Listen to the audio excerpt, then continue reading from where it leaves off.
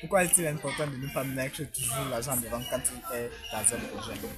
Salut, moi c'est Sergent numéro 17. Aujourd'hui, on va parler d'un sujet très délicat, l'argent dans le centre des affaires. Généralement, ce qui se passe, c'est que lorsque tu te lances en business, tu mets toujours en tête que c'est l'argent d'abord.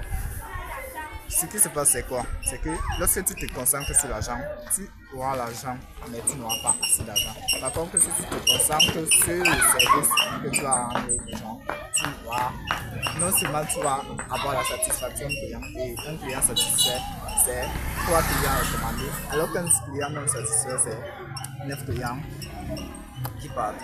Donc, concentre-toi sur le service rendu, travaille sur ton service et le reste, l'argent viendra seul. Je vais prendre un exemple. Une personne qui décide de se lancer dans les réseaux sociaux, par exemple, qui est passionnée par son projet, par son travail, veut lui dire que bon, moi je vais me lancer. Comme je suis expert en mécanique automobile, je vais faire des vidéos où j'explique aux gens comment faire pour éviter certaines pannes en mécanique automobile. Mais malheureusement, il y a deux situations que ce dernier peut avoir. La première, il peut décider de faire les choses par amour pour son métier. La deuxième, par amour et passion pour son métier. La deuxième, il peut décider de dire que bon, c'est vrai que je peux bien me lancer dans l'automobile, mais c'est aussi vrai qu'en faisant les vidéos, je peux avoir beaucoup d'argent.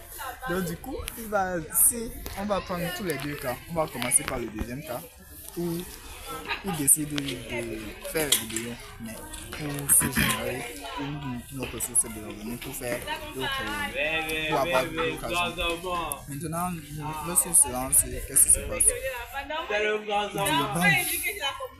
Comme j'ai créé ma page YouTube là, je monétise d'abord ça. Caractère monétisation, ok. Je peux aussi sur TikTok, je monétise. Caractère monétisation, ok. Maintenant, comment faire pour avoir les abonnés? Il va voir que plus il fait le contenu de bonne qualité, moins il a les abonnés. Mais lui, ce qu'il veut, c'est booster sa visibilité. Et pour booster la visibilité, c'est simple. Il suffit de faire un truc qui n'a rien à voir avec ce qu'il a, avec sa passion en fait. Donc du coup, il se retrouve en train de faire des mauvais trucs, des vidéos pas de très bonne qualité, mais de très mauvaise qualité, juste pour gagner en visibilité, pour essayer de plaire à une audience qui n'est pas la sienne, histoire de l'avoir histoire de juste se générer. La deuxième option, c'est travailler par passion. Il est passionné par son boulot, il fait tout ce qu'il veut, il fait tout son travail par passion. Donc, il fait de très bonnes vidéos, de contenu de qualité, il fait toujours des recherches pour se rassurer que son contenu est le meilleur dans le domaine, dans son domaine sur YouTube. Ce qui fait qu'il est expert. Si c'est pour les conseils, il donne des conseils avec précision. Et lorsqu'il se lance sur YouTube, il fait de bonnes vidéos. Au début, il n'a pas des abonnés, c'est dur, il a moins de 10 jours par semaine.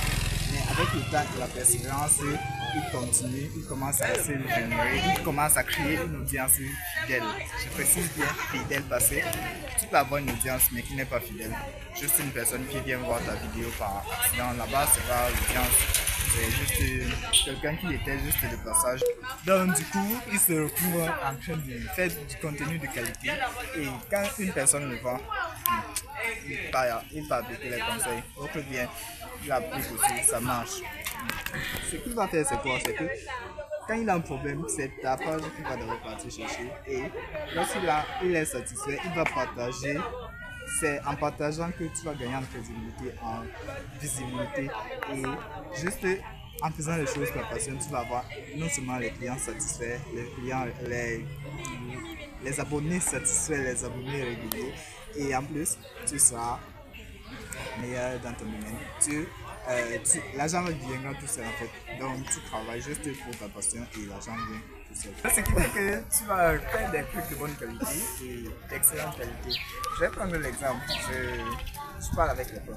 J'avais un ami qui faisait de très bonnes vidéos. il a décidé de faire les vidéos dans le domaine de la motivation, le développement personnel. Il a décidé de se lancer dans le domaine du développement personnel où il parle avec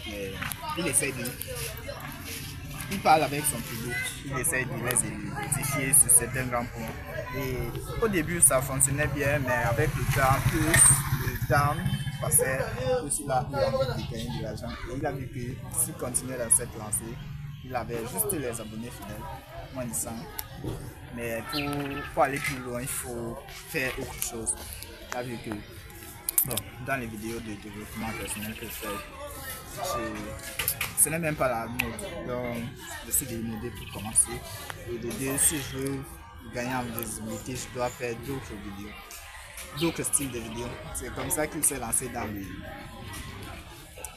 vidéos YouTube. Il a commencé à faire le crash, il a commencé à insulter les gens, à faire des vidéos qui n'avaient rien à voir avec sa vision. Ce qui fait qu'avec le temps, il a commencé ça 3 mois, il a tenu pendant 3 mois, 6 mois, mais je ne pense pas qu'il a réussi à faire 1 an. Mais